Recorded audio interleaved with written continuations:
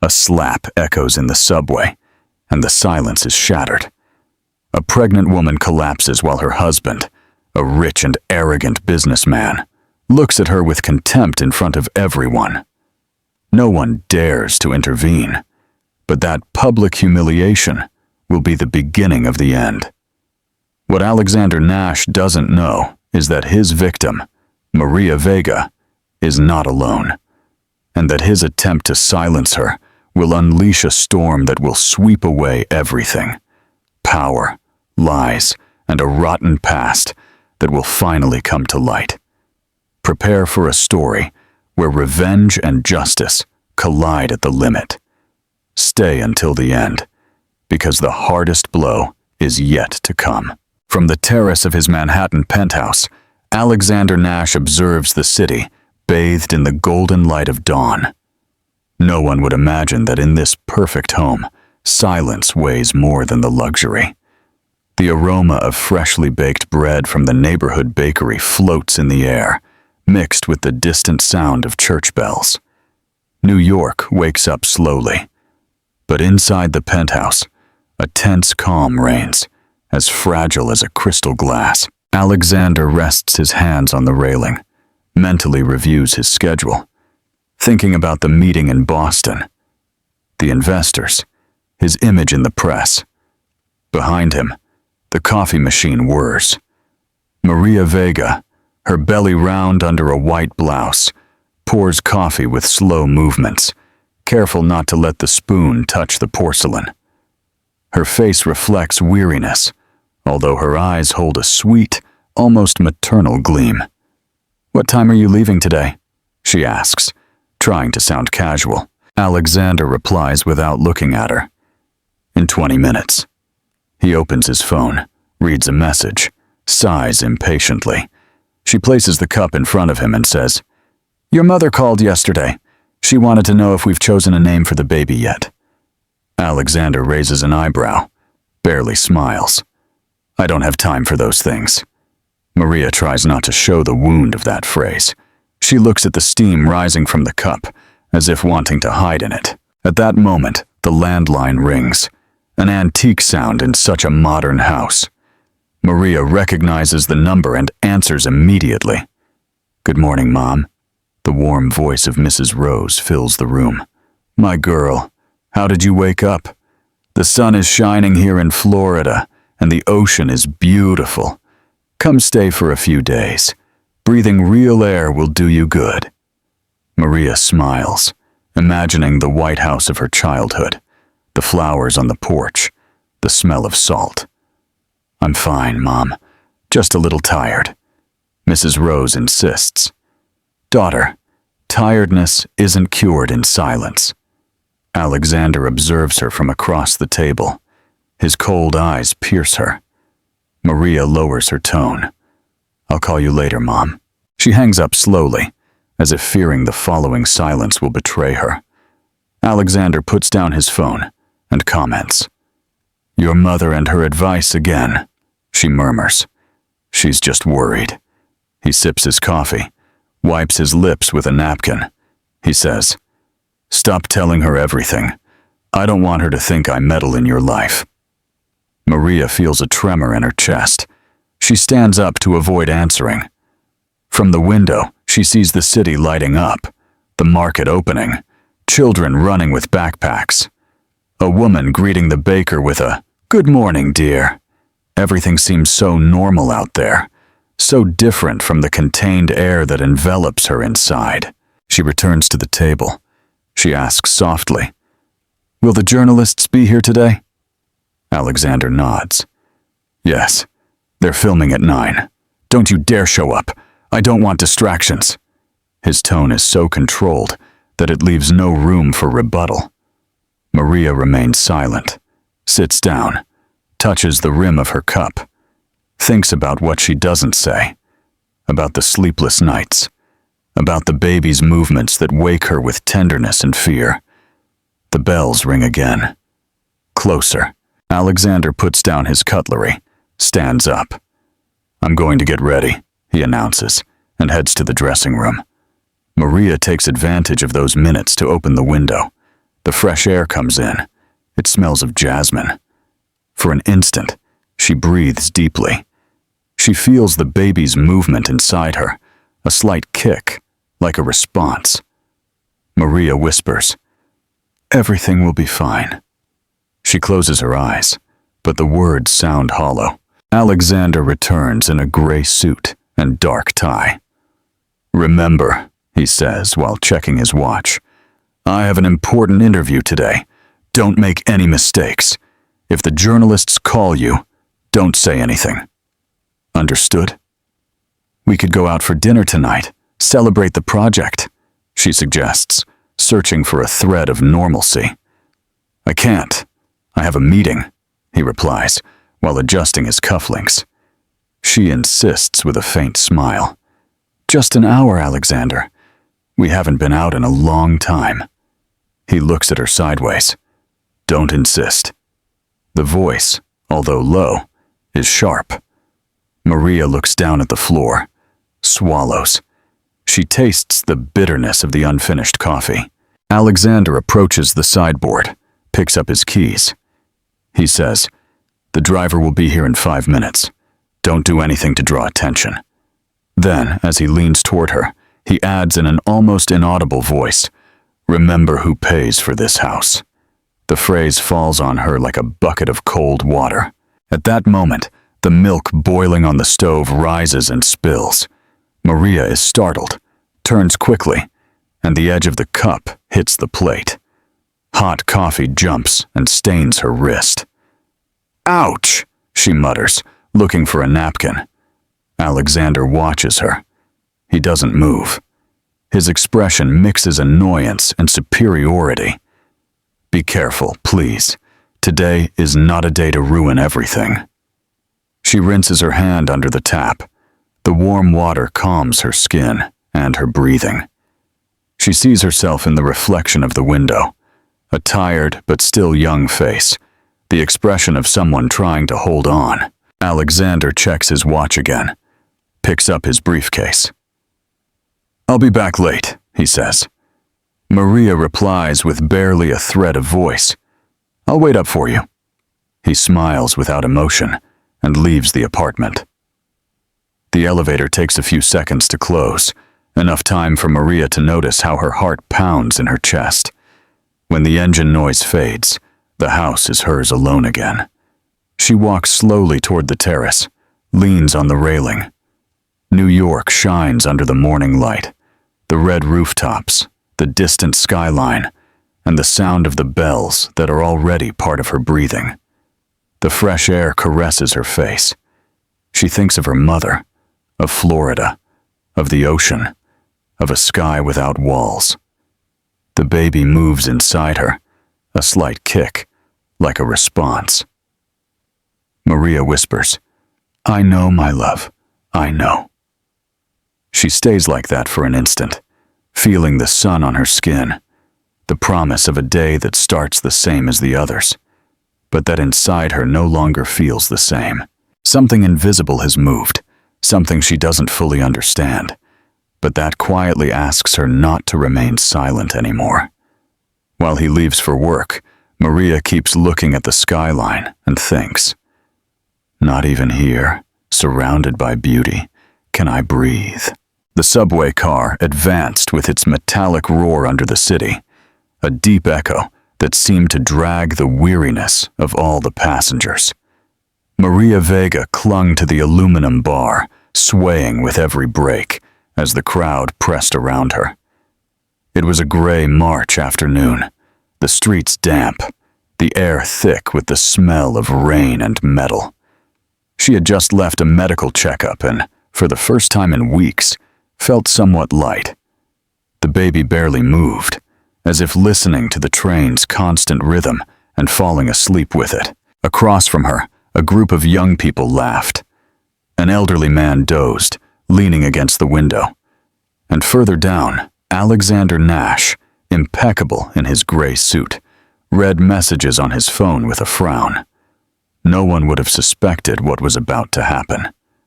Maria tried to approach her husband, gently touched his shoulder, and said, "Alexander, When we arrive, we could—" He looked up sharply and interrupted her. "Don't start here." His voice was a knife that made some heads turn. Maria shrank a little, lowered her tone. She only wanted to talk about the doctor. "Everything's fine, I swear. The baby is—" "Enough," he said, with a grimace of disdain. He put his phone in his pocket, and his gesture was harsher than his words. "It wasn't necessary for you to come with me. I don't want a scene." Maria pressed her lips together. She felt a knot in her stomach, a deep desire to disappear. The subway stopped suddenly at the next station. More passengers entered. The air became denser. A child stumbled. A woman loudly asked permission to pass. A couple argued near the door. Maria tried to take a deep breath, but the train's movement forced her to lean on Alexander. He pushed her away abruptly. "Be careful," he muttered with contained irritation. "Sorry," she said, and then Alexander's phone vibrated again. He took it out quickly and without hiding it. He answered, "Yes, Eleanor, I'm on my way. Don't worry, we'll talk about it there." The name fell like an invisible blow. Maria heard it, and her body tensed. "Eleanor," she repeated without thinking. Her voice trembled more than she intended. Alexander slowly turned his head toward her. His cold eyes gleamed with a spark of rage. "It's not what you think," he said in a tone so false it hurt. "The same Eleanor from the Boston event?" Maria insisted, her heart pounding, her breathing shallow. "Don't start your scenes here," he replied, lowering his voice. But every word came out harder. "It's just work, understand? Work." Maria felt the passengers' stares on them, but she couldn't keep quiet. "Work," she repeated, and tears began to well up in her eyes.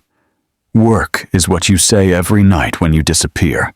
Alexander let out a brief, dry laugh of contempt. "You have no idea about the real world, Maria. You only know how to cry." Then the train swayed violently, and the air seemed to be cut. "Don't talk to me like that," she whispered, but the whisper broke in the air. He took a step toward her, too close. "And what are you going to do if I do?" The question fell heavily. Maria wanted to back away, but there was no space behind her. "Alexander, people are watching," she managed to say.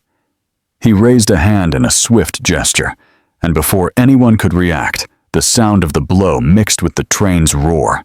A dry, violent slap echoed in the car. Maria's head snapped back from the force.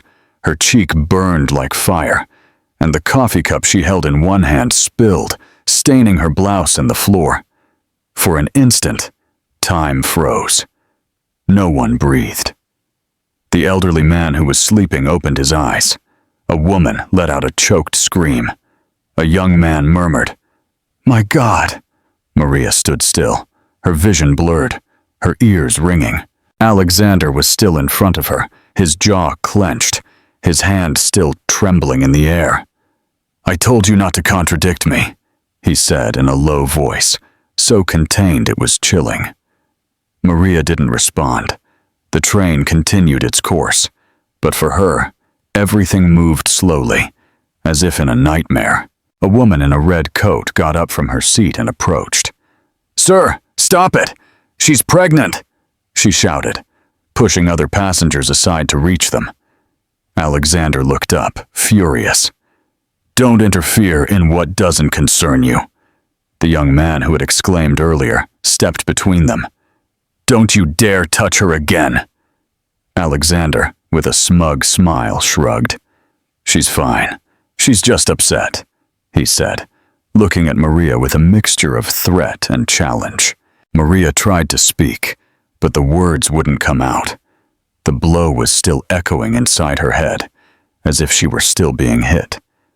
The train stopped at the next station, and a metallic voice announced, "Next stop, downtown terminal." The silence was broken by murmurs and nervous footsteps. Two security guards traveling in the car immediately entered. One of them, a burly man in a blue uniform, asked, "What happened here?" The woman in the red coat replied, "That man just hit his wife, and she's pregnant." The passenger's eyes turned to Alexander. He turned to the guard with a tense smile. "It was a misunderstanding. My wife stumbled. I tried to catch her." "Is that true, ma'am?" the other guard asked, looking at Maria seriously. She opened her mouth, but her voice broke.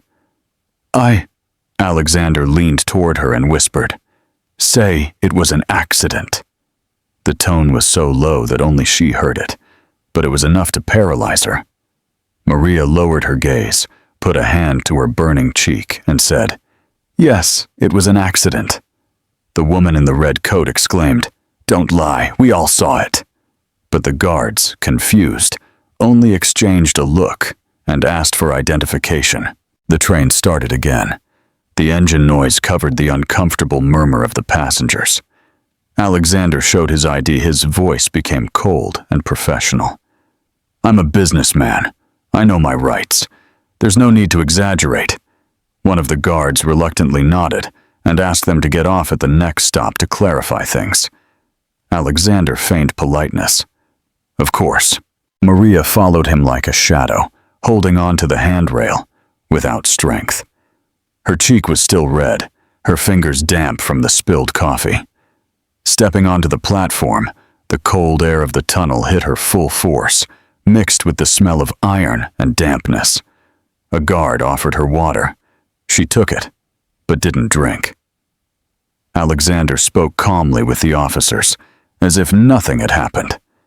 Every now and then, he turned toward her with an empty smile of absolute control. When the next train roared past, Maria felt the ground tremble beneath her feet. She closed her eyes, and for a second imagined the ocean in Florida, the sound of the waves instead of the engines. "Are you all right?" the guard asked. She nodded without looking at him. "Yes, I'm fine." But inside her, something had broken, an invisible crack that would no longer close. Alexander took her arm firmly and muttered through clenched teeth, "Don't you ever make a fool of me again." His breath brushed her ear, and she felt cold. They went up the escalator without speaking. The city waited above, with its traffic and noise, as if the world remained intact. The afternoon sun entered through the subway exit and burned her face. Maria looked away from the reflection of her own image in the glass and thought of the little being moving inside her, silent but present. Something inside her chest shifted, as if an invisible thread were tightening. She didn't say anything.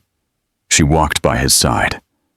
Her shadow stretched next to his on the ground, and as the street noise covered her breathing, she knew with a silent certainty that that blow was not just the first, but the beginning of something she could no longer ignore. The hallway of the city general hospital smelled of disinfectant and cold coffee. The white lights on the ceiling flickered occasionally, and the murmur of stretcher wheels mixed with the monitor's hum. Maria Vega lay on a gurney, her eyes half closed, her cheek still swollen, a thread of cold sweat sliding down her neck. The nurse adjusted the IV and said quietly, "Don't worry, ma'am. The baby is fine, but you need rest." Maria barely nodded. Every word she heard felt like it came from very far away, as if her body were at the hospital. But her mind was still in that subway car. She remembered the blow, the silence, the stares, and the metallic taste of fear that wouldn't leave her mouth. A young doctor entered with a folder and reviewed the ultrasound results. "There's no damage, but you need to avoid stress," she commented kindly. Maria tried to smile, but her lips didn't respond. "Can I call someone?" the doctor asked. Maria hesitated for a moment, then said, "My mother." The doctor nodded, left the room, and left the door ajar. The cold air from the hallway crept into the room, bringing with it the sound of hurried footsteps. A tall man, with dark hair and a serious look, approached the reception desk, showing a badge. "Detective Diego Morales. I'm here to take a statement regarding the subway incident." His voice was firm, accustomed to commanding, but in his gaze was a shadow of weariness. The nurse indicated the room. Diego entered carefully, making no noise. Maria saw him and sat up a little, confused. "Don't be alarmed," he said. "I just need your version of what happened." She watched him, distrustful, and replied with a thread of a voice. "Nothing happened. It was a misunderstanding." Diego frowned. "A misunderstanding? 3 witnesses claim your husband hit you." Maria looked down. She brought a hand to her forehead. "I don't want any trouble. I just want to go home." Diego took a step closer, lowered his voice. "Look, Mrs. Vega, I'm not your enemy. If you stay silent now, tomorrow could be worse." Maria felt a chill. She didn't know if she feared her husband more or her own shame.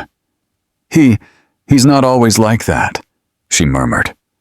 Diego looked at her in silence. He had heard that phrase too many times, from too many different mouths. Do they always say that? He thought, but didn't say it. Inside, he remembered his mother's voice many years ago. The same phrase, the same fear, and the blow he never forgot. He cleared his throat, took out a small notebook, and wrote something. "I'm going to leave you my number. If you change your mind, call me." He left the card on the nightstand. Maria looked at it, without touching it. At that moment, the door opened abruptly. Alexander Nash appeared in the doorway, impeccable, with a dark jacket and sunglasses that he didn't remove. "Good afternoon," he said with an icy smile. "I'm Mrs. Vega's husband." Diego slowly turned. "Detective Morales," he introduced himself. Alexander firmly extended his hand, but Diego didn't take it. "I've come to pick up my wife. All of this was an unfortunate accident." His tone was polished, rehearsed, the tone of someone who was used to being believed. Maria tightly gripped the sheets. Her breathing quickened. Diego watched him, unblinking. "Your wife needs rest, and you, Mr. Nash, should refrain from speaking until the report is complete." Alexander smiled, but there was venom in his smile. "Inspector, you know how things are. Stories get exaggerated. My wife is very sensitive due to the pregnancy." Maria felt the earth open beneath her. "Alexander, please," she whispered. He turned toward her, and for an instant, his gaze was pure ice. Diego noticed the change in the air, the way Maria lowered her head, the way fear filled the room like an invisible gas. "Mr. Nash," the detective said calmly, "Mrs. Vega is under observation. I recommend you come back tomorrow." Alexander adjusted his jacket, took a deep breath, and said, "She's coming with me. She's my wife. I don't need permission." Diego planted himself in front of him. The silence between the two became thick, barely broken by the regular beep of the monitor. The nurse who had entered froze, not daring to intervene.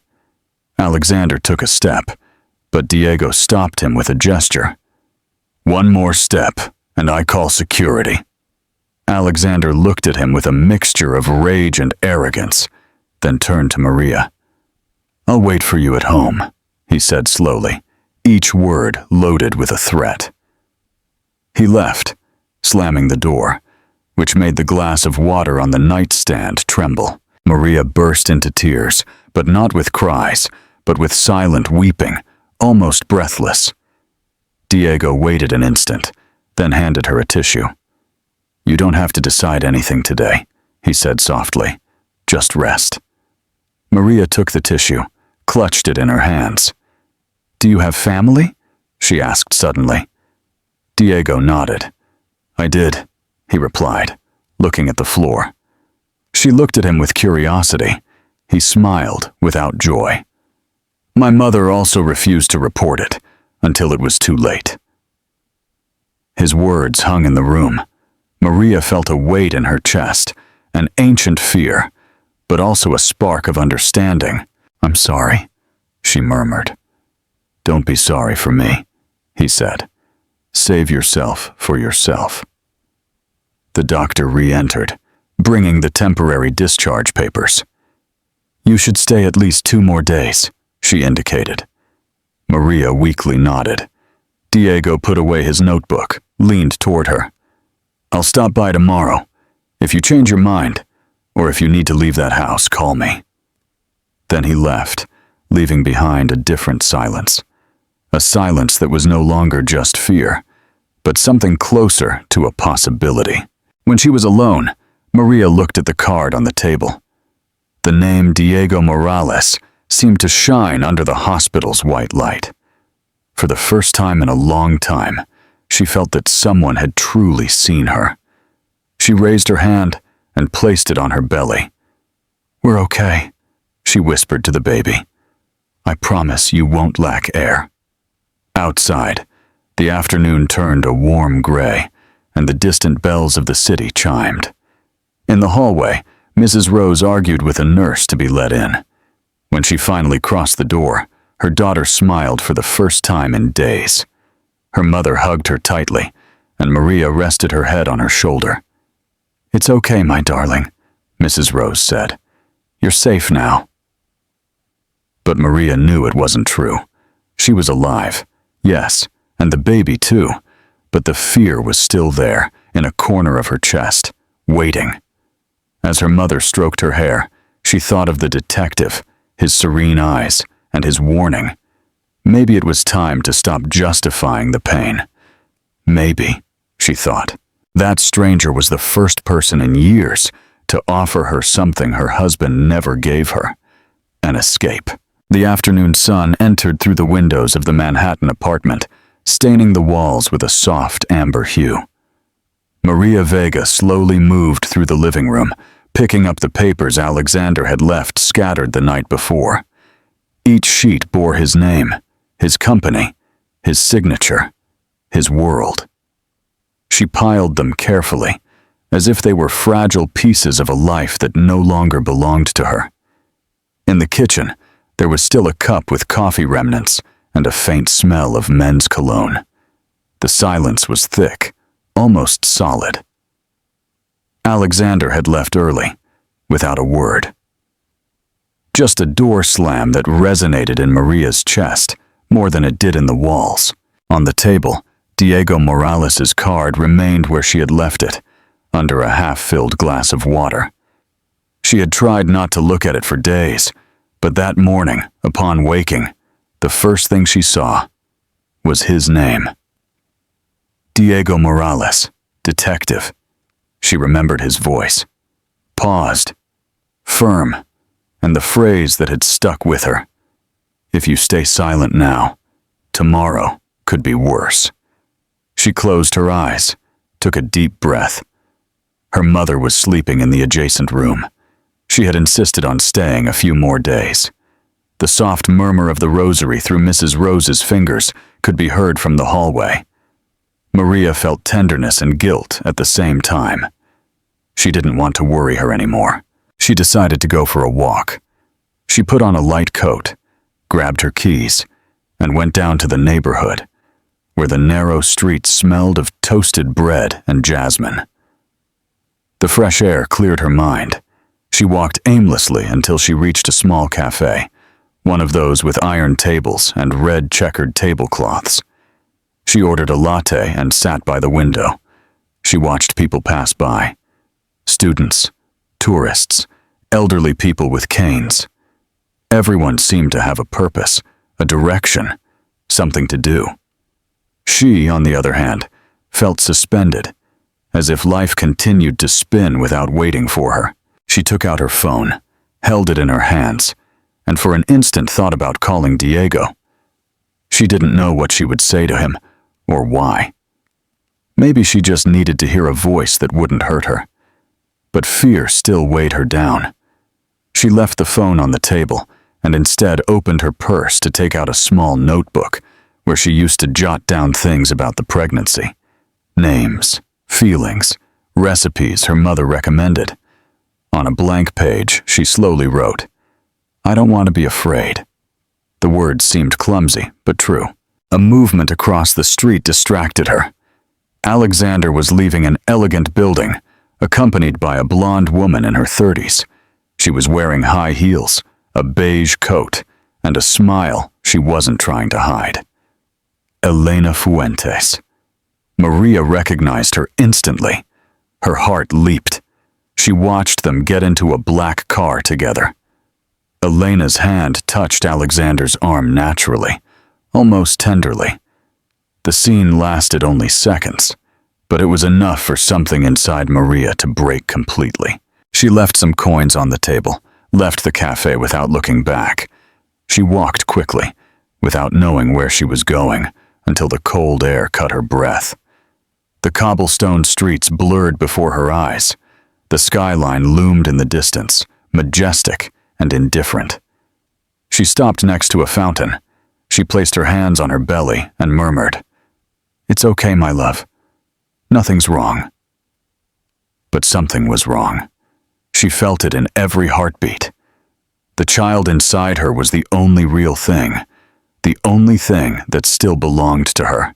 Arriving home, Mrs. Rose was in the kitchen preparing soup. "Daughter, you took too long. I was worried," she said, without stopping stirring the pot. Maria smiled weakly. "I was just out for a walk." Her mother observed her in silence. She noticed the vacant look, the tension in her shoulders. "You look paler. Did you have a bad dream again?" Maria shook her head.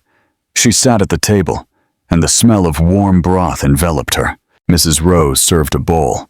She placed it in front of her, and without raising her voice said, "You can't keep going like this, my darling.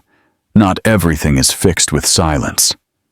I also kept silent for many years, and I regret it. Maria looked up. "Mom, it's not that simple," she replied.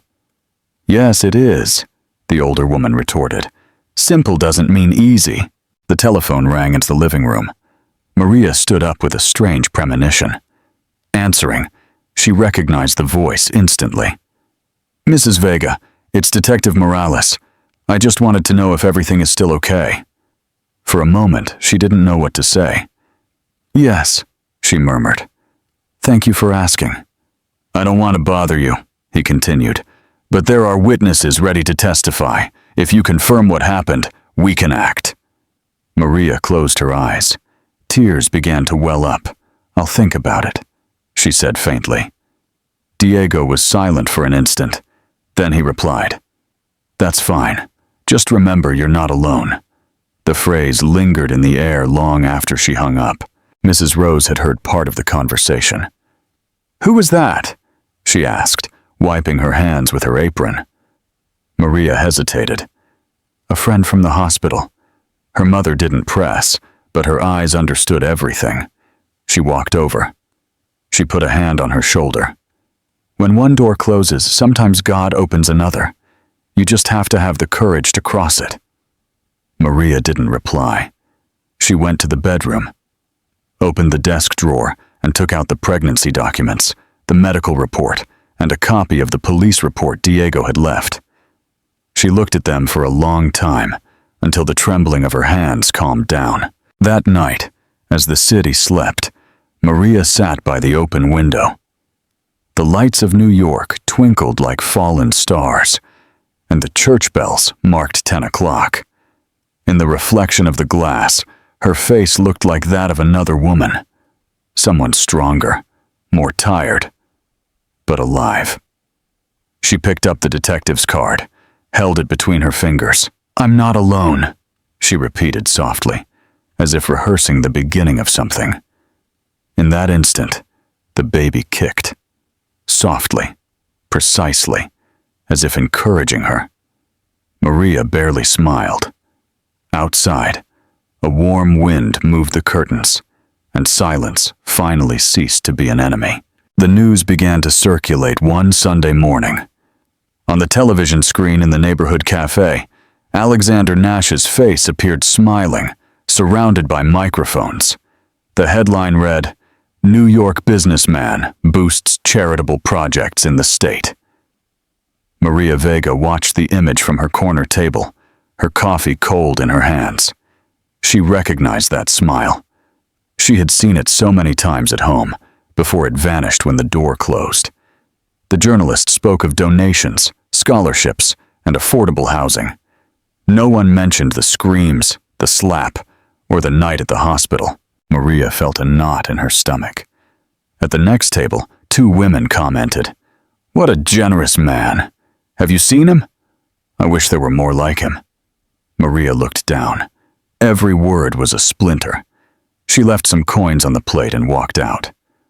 Outside, Manhattan shone with the March sun that seemed to forgive everything.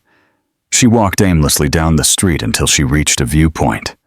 From there, the skyline rose like an immortal memory. But for her, that beautiful landscape was a golden cage. In her purse, her phone vibrated. It was a text from Diego Morales. "I need to talk to you. It's urgent." Maria leaned on the stone railing and took a deep breath. She didn't want to feel afraid again, but her instinct told her she had to answer. "Where?" she wrote. The reply came immediately. "Café Lisbon, 5 o'clock." She put away her phone and looked at the horizon. The fresh air ruffled her hair, and for the first time in days, she felt she wasn't running away, but moving forward. At 5 o'clock sharp, the cafe was almost empty. Diego was waiting for her by the window with a thick folder on the table. Seeing her, he stood up. "Thank you for coming," he said with a contained smile. Maria sat down, her fingers intertwined in her lap. "What's going on?" Diego opened the folder and showed her some papers. "This came out this morning in several media outlets," he explained. They were photographs of Alexander shaking hands, receiving awards, surrounded by politicians. "And this," he added, turning over another sheet, "is the report we obtained. His accounts don't add up. There are donations to the name of a non-existent foundation." Maria looked at him, confused. "Are you saying that Alexander? That he's laundering money and using his image to cover it up?" Diego replied. Silence fell heavily between them. Maria looked away. "I don't know anything about that," she murmured. "But you might know," he calmly replied. "You lived with him. You had access to his documents. If we collaborate, we can prove it." Maria swallowed. "I don't want revenge, detective," she said. "I just want peace." Diego observed her with a mixture of respect and frustration. "Peace isn't achieved by hiding," he replied. "Sometimes you have to expose the truth to deserve it." A waitress approached to leave a chamomile tea and a bill. Maria looked at her absently, thinking about Diego's words. She remembered the nights Alexander spent hours locked in his study, talking quietly on the phone, with names she didn't understand and numbers she didn't dare to ask about. She remembered the disappearing envelopes, the unexpected visits, the fear of asking too much. It all fit. "And what if something happens to me?" she asked softly. "I'll be watching over you," Diego said. "You won't be alone again." At that moment, a young couple entered the cafe and sat nearby. The guy unfolded a newspaper. On the front page, Alexander's face again, smiling, with the headline, "Philanthropist of the Year." Maria saw it and felt a strange vertigo. "How can he get away with it?" she whispered. "Because no one speaks," Diego replied. The sun filtered through the window and bathed Maria's face. She realized that she hadn't slept well for weeks, that every time she closed her eyes, she relived the echo of the blow. She took a breath, looked at the detective, and said, "I'll do whatever is necessary." Diego nodded, opened his notebook, and wrote something down. "We'll have to be careful," he explained. "We don't want him to suspect. I'll ask you to continue your routine as always. If you notice anything strange in his behavior or find documents, contact me." Maria nodded. In that instant, She felt like she was part of something bigger than her own fear. Leaving the cafe, the afternoon air felt different. She walked slowly toward her house, with the feeling that each step had a new weight. When she opened the door, Mrs. Rose was watching television. On the screen, the same report about Alexander.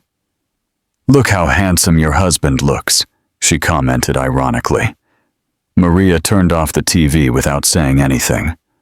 "I don't want to see him again," she murmured. Her mother observed her with a look that mixed pride and sadness. "That's the spirit, daughter. Enough with the silence." That night, as the wind shook the curtains, Maria locked herself in the bedroom. On the bed, she spread out the papers she had taken without Alexander noticing. Copies of invoices, a USB drive, and a list of names. She looked at them one by one, not fully understanding, but knowing that there was something there. The baby moved in her belly, and she whispered, "This is for you, my love." She picked up the phone and texted Diego. "I found something. I'll see you tomorrow." She looked at the message for a long time before sending it. When she did, a slight tremor ran through her body, a mixture of fear and relief. She put the documents in a wooden box and hid them behind her mother's recipe books. Then she turned off the light, but didn't sleep. She listened to the clock ticking, the echo of distant bells, and the faint sound of the rain beginning to fall. For the first time in a long time, she didn't cry. She knew the fear was still there, but she also knew that something new was being born alongside it. The decision to fight. Outside, New York was covered in water and reflections, and in the damp silence of the night, Maria understood that the truth, even if it hurt, was the only path that could give her peace back. The rain of the early morning beat against the apartment windows, marking a slow and constant rhythm on the glass. New York dawned enveloped in a mist that blurred the outlines of the streets, as if the city itself wanted to keep silent. Maria Vega got up early, her heart restless. She had spent the night thinking about the documents hidden in the wooden box, fearing Alexander would discover them. In the kitchen, she made coffee, and as the steam filled the air, she mentally reviewed Detective Diego Morales' words. "You are not alone." That phrase, so simple, had become an anchor. Mid-morning, Alexander returned from his trip to Boston. He was soaking wet, his face tense, his eyes tired.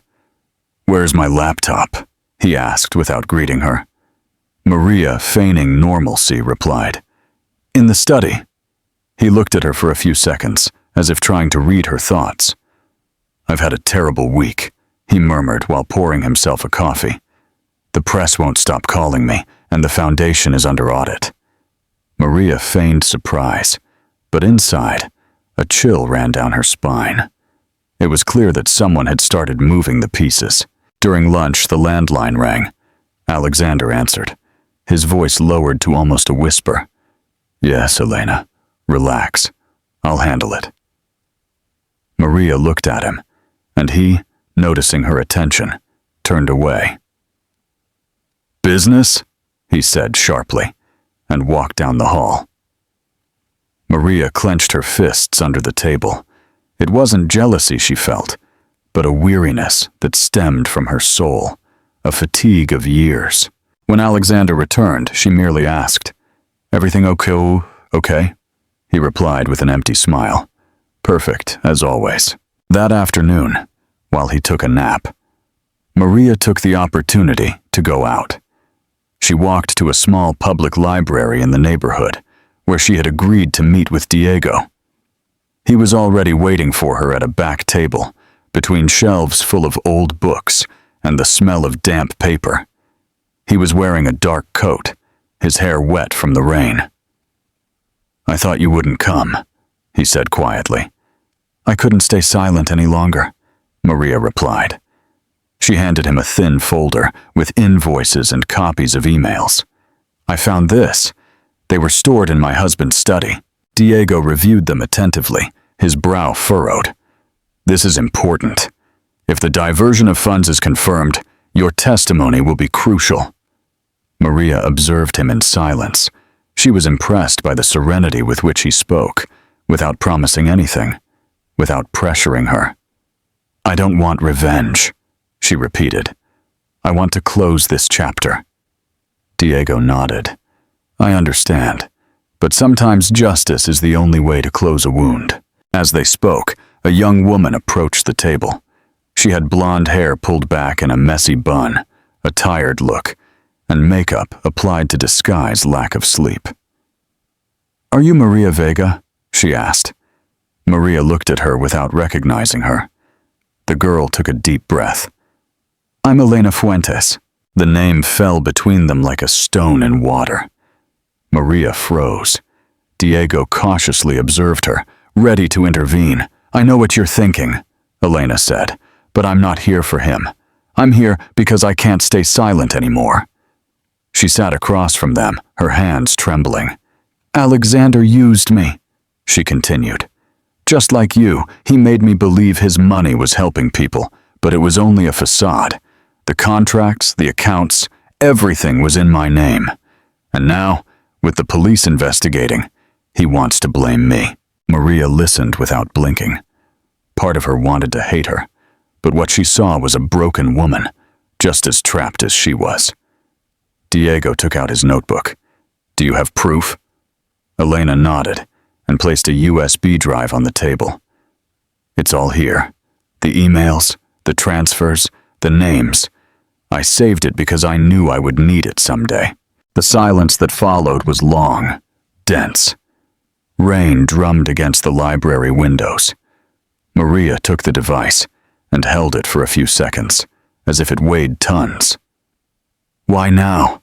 she asked, her voice barely audible. "Because I'm afraid," Elena confessed, "and because I saw your photo in the news. I saw what he did to you. I thought if anyone could understand me, it was you." Diego looked at the two women, understanding that this encounter was more than a mere coincidence. "We're going to protect both of you," he finally said. "But I need you to cooperate. If Alexander discovers this, he won't sit still." Maria slowly nodded, looking at Elena with a mixture of distrust and compassion. "And what if he finds out you spoke?" she asked. Elena lowered her head. "He already knows. He called me this morning. He said if I talked, I would never work anywhere again." Diego closed his notebook and put the USB drive in his inside pocket. "Leave this to me," he said firmly. "Justice moves slowly, but it arrives." Elena stood up, her eyes glassy. "Thank you," she whispered, "for listening to me." When she left, Maria remained motionless. Diego looked at her and said, "She's right. You would understand her." Maria took a deep breath. "I never thought fear would unite people," she murmured. Diego smiled sadly. "Sometimes fear is the only thing we have in common, but it can also be the beginning of courage." That night, returning home, Maria found Alexander watching the news. The presenter was talking about a fraud investigation in several foundations. Alexander changed the channel without looking at her. "Gossip," he said with disdain. She walked over, placed a hand on the sofa. "And if it isn't?" He looked at her with an icy smile. "You worry about your things, Maria." She went up to the bedroom, closed the door, and leaned her back against it. In the silence, she heard the constant drumming of the rain. She let her head fall back, her heart beating fast. In her mind, the image of Elena handing her the USB drive repeated over and over. For the first time, she felt Alexander's power beginning to crack. She looked at her reflection in the mirror, and in that tired woman, her hair stuck to her face by the humidity, she recognized a strength she thought was lost. She placed her hand on her belly and murmured, "We're doing it, my love." Outside, the rain continued, washing the rooftops, carrying away the dust, as if the sky itself wanted to clean what fear had soiled for too long. The sun in Boston fell relentlessly on the cobblestone streets, making the iron balconies and white facades shine. At the door of the federal courthouse, a crowd gathered behind the metal barriers. Journalists, cameras, and curious onlookers awaited the arrival of businessman Alexander Nash, accused of fraud, money laundering, and domestic violence. Maria Vega slowly stepped out of the car, accompanied by Detective Diego Morales. She wore a simple dark blue dress and a light scarf covering her neck. The cameras exploded in flashes. The microphones rose. "Mrs. Vega, is it true your husband publicly assaulted you?" a voice shouted. Maria didn't reply. She just looked straight ahead, her heart pounding in her chest. Diego stood by her side and whispered, "Don't look back." Inside the building, the air was colder, denser. Footsteps echoed on the marble. The murmur of lawyers filled the hallways. In the main courtroom, a stern-faced judge reviewed the files. Elena Fuentes waited on a bench in the back, her fingers intertwined, her face pale. Her pulled-back hair revealed deep, dark circles. When Maria entered, their eyes met. Neither spoke, but in that instant, they shared something that went beyond words. The weight of having survived the same man. Alexander appeared minutes later, in an impeccable suit and with his confidence intact. He greeted the photographers with a slight smile, as if all this were a formality. His lawyer, a man with a deep voice, walked beside him. When Maria saw him enter, a chill ran down her spine. Diego, noticing it, leaned toward her. "Remember, tell the truth, and nothing more." She nodded, although fear tightened her throat. The trial began with the reading of the charges. The prosecutor listed the crimes: embezzlement, document forgery, physical assault. Alexander remained motionless, crossing his hands over the table, not taking his eyes off the judge. When it was Maria's turn, the room seemed to shrink. She stood up slowly, walked to the stand, and swore to tell the truth. Her voice trembled at first, but grew firmer with each sentence. "For years, I believed that silence was the way to maintain peace," she said. "But silence only fuels violence." The murmur spread through the room. The judge called for order. Alexander smiled, a barely perceptible smile. "And you intend to make us believe," his lawyer intervened, "that you were never involved in your husband's business? That you knew nothing?" Maria took a deep breath. "I knew something wasn't right," she replied. "But I was afraid." "Afraid of what?" "Of losing everything. Of him hurting me again." The silence that followed was cut by the sound of a pen dropping. The prosecutor spoke, presenting evidence and documents. Diego watched attentively from the front row. Then he called Elena Fuentes. The young woman stood up with an uncertain step. She avoided looking at Alexander. "Your Honor," she began, "I worked for Mr. Nash for 3 years. I signed false contracts, opened accounts in his name, and transferred funds, all under his orders." Alexander slammed the table. "Lies!" The judge raised his hand. "Order in the court," Elena continued, her voice breaking. "I did it because I was afraid, and because he promised me things he never delivered." The prosecutor then showed the USB drive with the files she had handed over. Emails, transfers, conversations appeared on the screen. The evidence was irrefutable. Maria looked at him and saw, for the first time, how Alexander's face lost its color. His usual arrogance transformed into something closer to bewilderment. The judge called for a recess. In the hallway, Maria leaned against the wall. She was breathless. Diego approached, offered her a bottle of water. "You're doing well," he said softly. "He's going to try to provoke you. Don't give him that power." She nodded. From the other end of the hallway, Alexander watched her, escorted by his lawyer. His eyes pierced her, but Maria did not lower her gaze. For the first time in years, she stood firm. Minutes later, everyone returned to the room. The judge called Detective Morales to the stand. Diego recounted his investigation, how they discovered the financial movements, and how Maria's and Elena's testimonies coincided. His voice was confident, direct, unadorned. The judge listened in silence, taking notes. When he finished, the prosecutor requested the defendant's provisional detention. The defense lawyer stood up indignantly. "This is a witch hunt. My client is a benefactor, a respected man." The judge looked up and said calmly, "The evidence presented is sufficient to order a complete judicial review.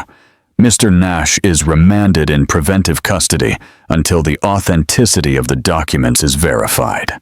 A contained murmur, a collective sigh, arose in the room. Alexander turned to Maria, and for the first time, his gaze was not one of arrogance, but of anger and fear.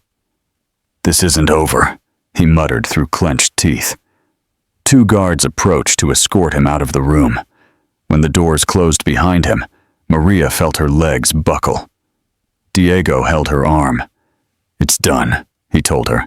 "You've taken the most difficult step." She took a deep breath. The air tasted of freedom and vertigo. Elena slowly approached, her eyes red. "Thank you," she whispered. Maria looked at her and replied, "Don't thank me. We both survived. That's what matters." Leaving the courthouse, the Boston sun broke through the clouds. The bells chimed loudly. Mrs. Rose was waiting for her on the steps, crying and smiling at the same time.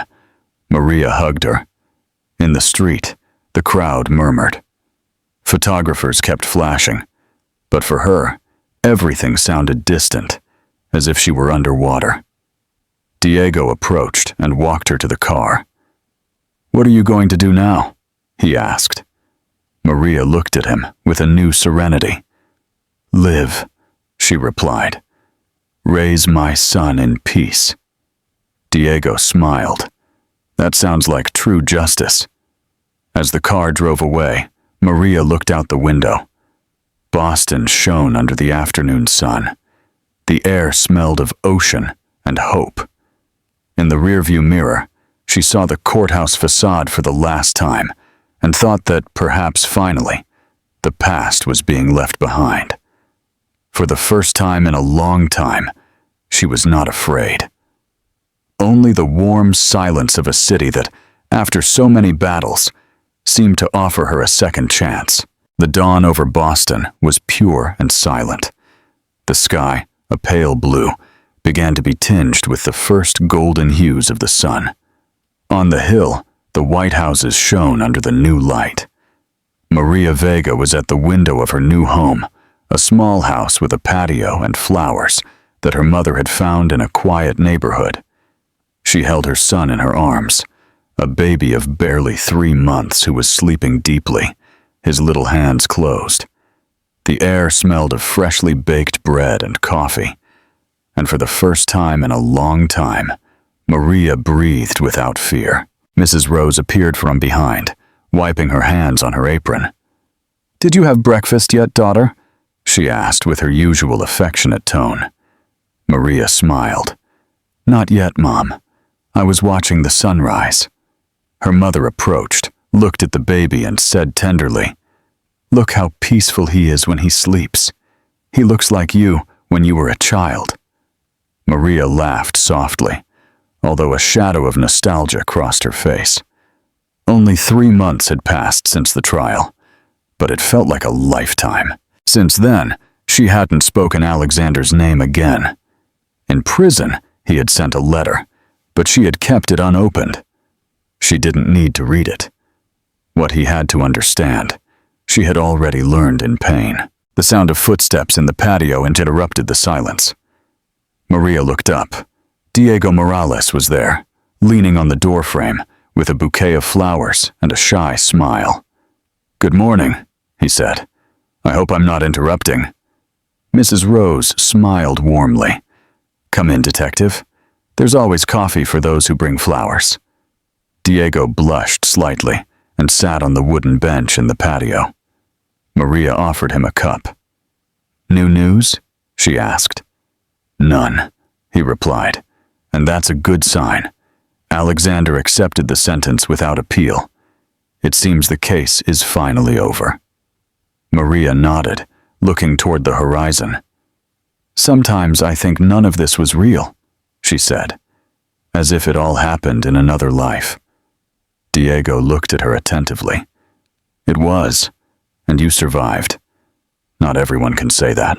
There was a brief but meaningful silence. The singing of the birds filled the gaps between the words. "And you?" she asked. "Are you still in the police force?" Diego smiled. "Yes, although after this case I thought about leaving, but I realized that if I leave, others will be left without a voice." Maria looked at him with a gratitude that didn't need to be explained. Mrs. Rose went back inside with the baby in her arms to leave the two alone. Diego rested his elbows on his knees. "When all this started," he said, "I thought this was just another case of violence, but I was wrong. It was a story about hope." Maria laughed softly. "That sounds like something a judge would say." "No," he replied. "It sounds like the truth." The silence of the patio was interrupted by the sound of the nearby church bells. Maria looked up, her eyes shining under the sun. "You know," she said, "my mother says that everything bad we experience serves to teach us how to love better." Diego looked at her. His gaze was warm, unhurried. "And you? Do you know how to love better now?" Maria thought for a few seconds. "Yes," she finally replied. "I learned to start with myself." A group of children ran past on the street, their laughter and voices filling the air. A neighbor waved from the door. Maria replied with a smile. "Life goes on," she said. Diego stood up, walked to the gate. "And you have to live it, Maria, not as a victim, but as what you always were, a strong woman." She stood up too, walked to the door, and accompanied him a few steps. "Thank you, Diego," she said, "for believing when no one else did." He looked at her for an instant, and his voice softened. "It wasn't blind faith. It was seeing the truth in your eyes." They remained silent for a few more seconds, until a gentle wind moved the leaves of the lemon tree in the patio. Diego said goodbye with a gesture and walked down the street, his figure receding into the golden light of dawn. Maria followed him with her gaze, feeling something new in her chest. It wasn't sadness, nor fear, but the calm of someone starting another story. When she went back inside, Mrs. Rose was waiting for her, with the baby asleep in her lap. "Look how he's smiling," the mother said, as if he were dreaming of angels. Maria stroked his forehead. "He's dreaming of a better world," she whispered. She sat down next to her mother, and for a moment everything seemed in balance. The house, the light, the silence. The afternoon passed. The sun illuminated the patio full of flowers, and the sound of a street guitarist drifted in from the corner.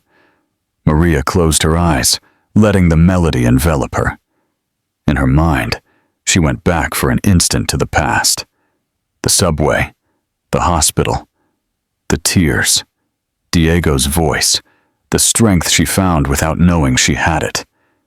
Everything had been necessary to get here. Suddenly, Mrs. Rose broke the silence with a question. "Are you going to read Alexander's letter someday?" Maria opened her eyes and gently shook her head. "I don't need to. Life already wrote me a better letter." Her mother smiled, understanding without words. When the evening began to fall, Maria went out to the garden and lifted the baby in her arms. The sky was tinged with pink and gold. "Look, my son," she said slowly. "All this is yours. Not the money, nor the power, but freedom." The baby opened his eyes, as if understanding, and a light breeze touched his face. The church bells rang again, marking 6 o'clock. Mrs. Rose appeared at the door, holding a blanket. "Come inside, daughter. It's starting to cool down." Maria nodded, but before entering, she looked once more at the horizon, where the sun's light faded behind the city.